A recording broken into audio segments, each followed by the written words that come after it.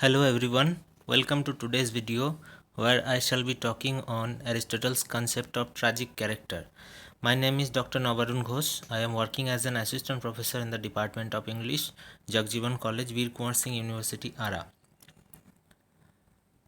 So far as the tragic character is concerned, we already know that Aristotle has defined some parts of a tragedy which are essential for a play to become tragedy. The most important part or the soul of a drama, as Aristotle had pointed out, is the plot. The second important thing in a tragic character is in a tragedy is tragic character. Tragic character should neither be a saint nor should be a confirmed villain, because if the tragic character is a saint, then his fall from fortune to misfortune or unhappiness to unhappiness seems a little bit unacceptable, because virtuous characters do not fall like this from fortune to misfortune. So the spectators will feel pity but not fear.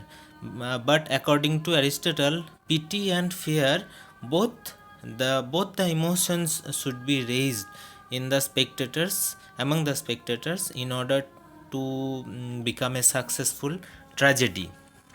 And if the character is a confirmed villain, then there will be neither pity nor fear. And if there is neither pity nor fear, then tragedy will not be a play will not be a tragedy. The next important thing is that a person with great reputation and prosperity is suitable for a tragic hero, because if the person is a common man, a layman, his story will not be interesting for all the spectators. So a tragic hero must be an important figure in the society, a person with great reputation or prosperity. Then the important word hamartia should lead to misfortune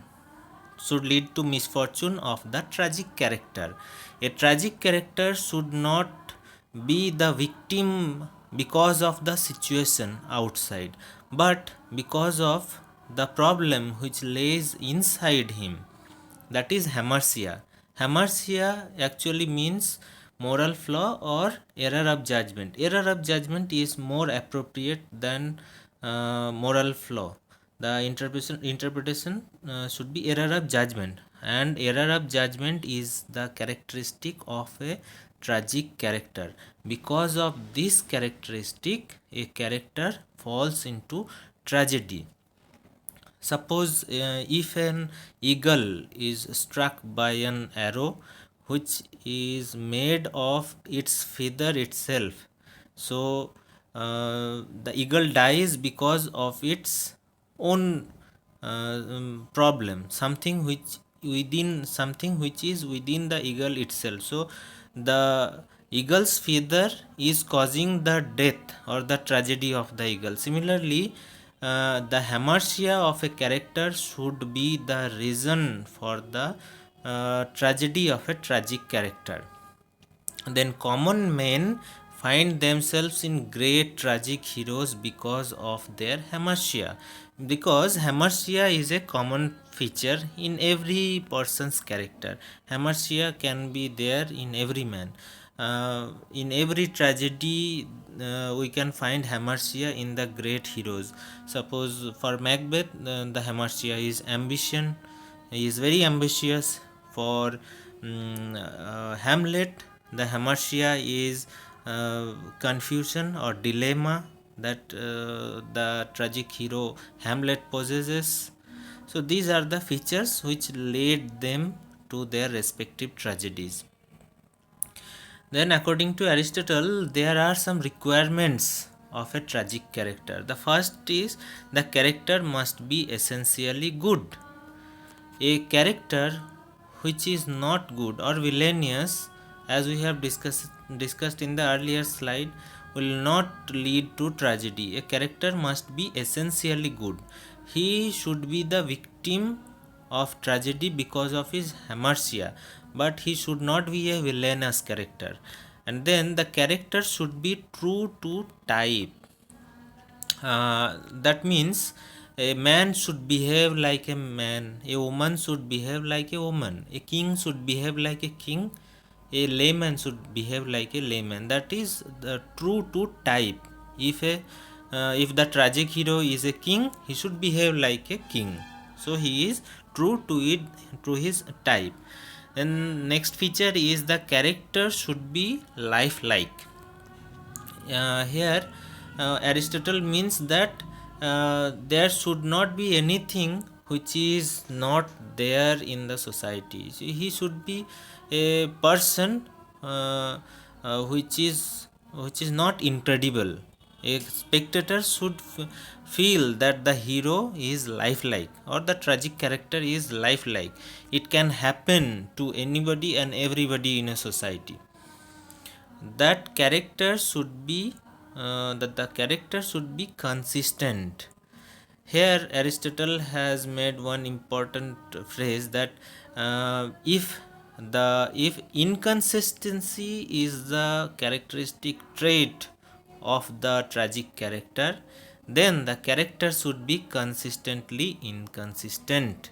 That is, throughout the play the character should be inconsistent, because inconsistency is the characteristic feature of the character. Suppose if if for example if Hamlet comes out of his dilemma in the initial stage of the play, then there will be no tragedy, because Hamlet can take hasty decision and kill his uncle Claudius, and then everything will be settled. There will be no tragedy. Again, if we think about the character of the character of Hamlet in other play, such as Othello. Othello is just opposite of the character of Hamlet. Othello's hamartia is taking hasty decisions, whereas Hamlet's hamartia is dilemma, confusion. So if you exchange the character of Othello and put him in the play Hamlet, and if we take the character of Hamlet and put him in the play Othello, then there will be no tragedy at all, because of Othello's hasty decision, Othello falls into tragedy, and because of his dilemmic characteristic or confusing characteristic, Hamlet falls into tragedy. So character is important and consistency must be there. Macbeth is ambitious from the beginning till the end. Before his death, he already comes to know that his end is confirmed. He is going to die. Still, he does not surrender himself to the opposite army. He is throughout the play ambitious. He is consistent throughout the play. He does not change his ambitious characteristic. And then there should be no supernatural elements. Here Aristotle means that supernatural powers should not be inculcated in a tragic drama. However, he thinks that God's intervention or the interventions of prophets, such as telling about the past or telling about the future, prophesizing something, as we have seen in Oedipus the king, the oracle of Delphi is there, where Oedipus comes to know about his future. So these things are allowed according to Aristotle in a tragic drama, but there should not be supernatural elements which comes into the play into the plot of the play and influences the plot. So these are the some important points that Aristotle had made so far as tragic character is concerned. Thank you very much for listening. See you in the next video.